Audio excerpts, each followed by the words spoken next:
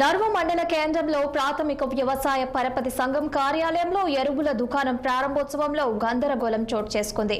Protocol పాలించకుండా శిలా పథకంపై BJP MLC AVN Reddy పేరు లేకపోవడంతో ఎంపీ డీకే అరుణ అభ్యంతరం వ్యక్తం చేసింది. కాంగ్రెస్ మండల పార్టీ అధ్యక్షుని పేరు ఎలా పెడతారని ఎమ్మెల్యే వాటికి శ్రీహరి బీజేపీ నాయకుడు నిలదీశాడు. ప్రభుత్వ కార్యాలయంలో కాంగ్రెస్ మండల పార్టీ అధ్యక్షుని పేరు ఎలా పెడతారని ఎమ్మెల్యేను ఎంపీ డీకే అరుణ నిలదీశారు.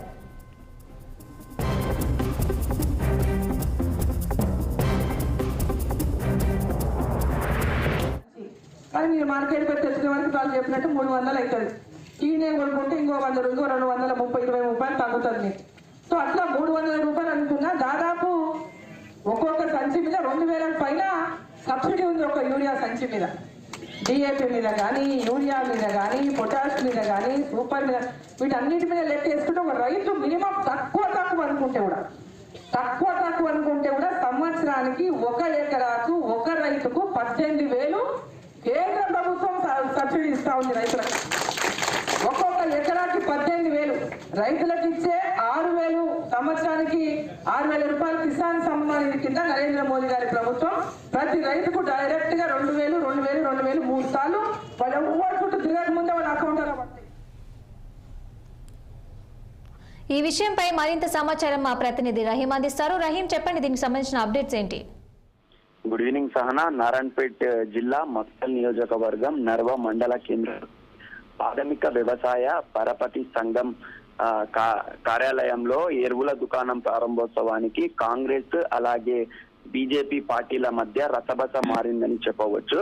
ప్రోటోకాల్ పాటించకుండా శిలాఫలకంపై బీజేపీ ఎమ్మెల్సీ ఏవిఎన్ రెడ్డి పేరు లేకపోవడం, అలాగే నర్వ మండలానికి కాంగ్రెస్ మండల అధ్యక్షుని పేరు పెట్టడం ఎలా పెడతారని చెప్పి Mahbubnagar BJP party MP DK Aruna స్థానిక ఎమ్మెల్యే వాకిటి శ్రీహరిపై ఫైర్ అయ్యారని చెప్పవచ్చు.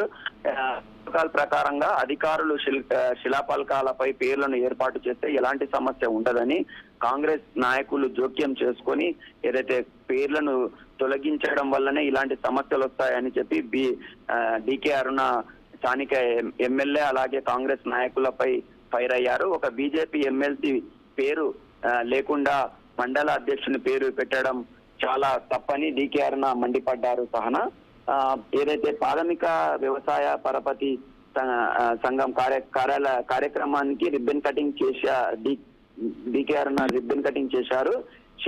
శిలాఫలకంపై అయితే ఆ శిలాఫలకం ప్రారంభం చేయకుండా అక్కడి నుంచి వెళ్లిపోతుండగా కాంగ్రెస్ బీజేపీ కార్యకర్తల మధ్య పరస్పర గొడవలు వచ్చాయి.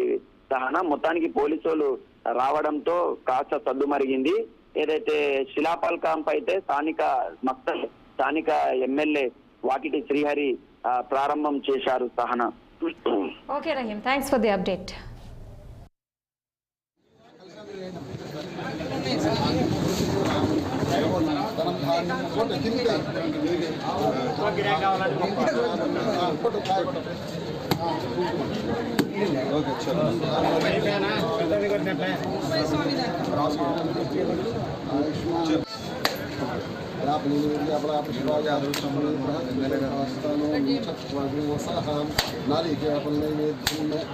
नूतन